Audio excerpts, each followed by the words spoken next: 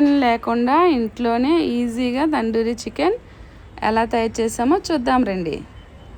దానికి కావాల్సినవి నీట్గా శుభ్రంగా కడిగి పెట్టుకున్న చిన్న చిన్న కోళ్ళు, దాంట్లో ముందుగా నిమ్మకాయ కొంచెం వెనిగర్ వేసుకొని బాగా కలుపుకోవాలి. చికెన్కి అంతా పట్టేటట్టు బాగా కలుపుకొని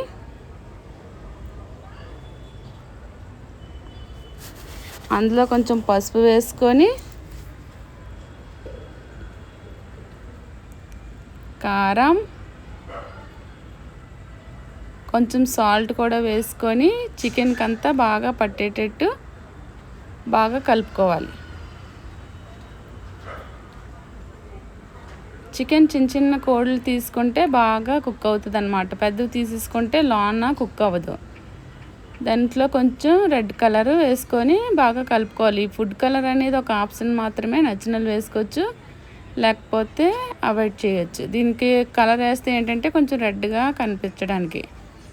ఇలా వేసుకొని బాగా కలుపుకొని ఈ కోళ్ళని పక్కన పెట్టుకోవాలి. ఒక గిన్నెలో పెరుగు తీసుకొని దాంట్లో గరం మసాలా, ధనియాల పొడి, కారం వేసుకొని బాగా కలుపుకోవాలి.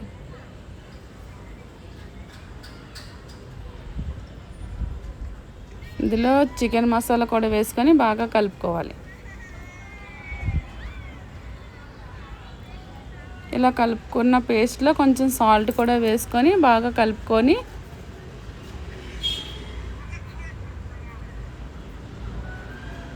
ముందుగా మనం కలర్ వేసి నానబెట్టుకున్న ఈ కోడులకి ఈ పేస్ట్ని బాగా పట్టనివ్వాలి.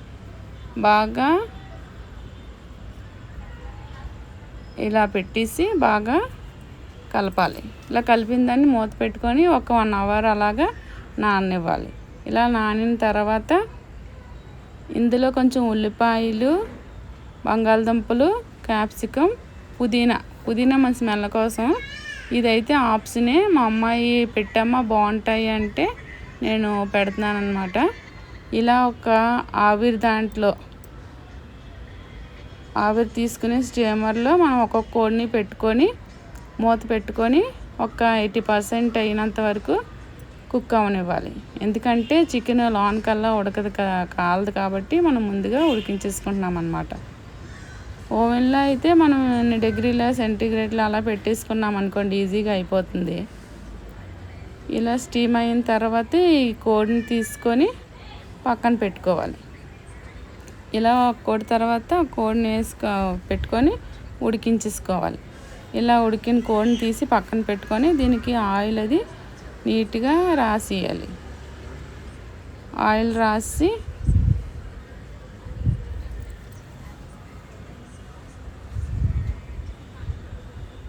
ఇలా స్టవ్ మీద పెట్టుకొని కాల్చాలి. సిమ్లో పెట్టుకొని కాల్చుకుంటే బాగా లోన వరకు కొంచెం డ్రై అవుతుంది అన్నమాట. ఇది ఆల్రెడీ ఉడికిపోయిన చికెనే కాబట్టి కొంచెం బాగా డ్రై అవుతుంది. అప్పుడు మనకి రోస్ట్గా తందూరి లాగా వస్తుంది.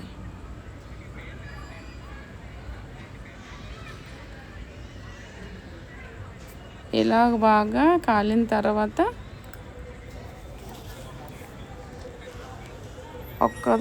ఇంకొకటి 2 కోళ్ళని అలా కాల్చేసుకోవడమే.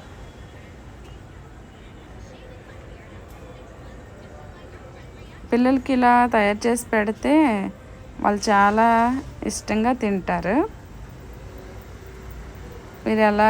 మీరు కూడా ట్రై చేసి ఎలాగుందో నాకు కామెంట్లో తెలపండి. చూడండి, ఇంత రెడ్గా బాగా కాల్చుకుంటే ఈ తందూరి రెడీ అయిపోతుంది. దీన్ని తీసుకొని ఒక ప్లేట్లో సర్వ్ చేసేసుకోవడమే. చూడండి, తందూరి కోళ్ళు చాలా బాగా ఓవెన్లో లాగా రెడీ అయిపోయాయి. టేస్ట్ అయితే చాలా బాగున్నాయి. మీరు కూడా ట్రై చేసి కామెంట్లో చెప్పండి. Okay friends, like, share, subscribe.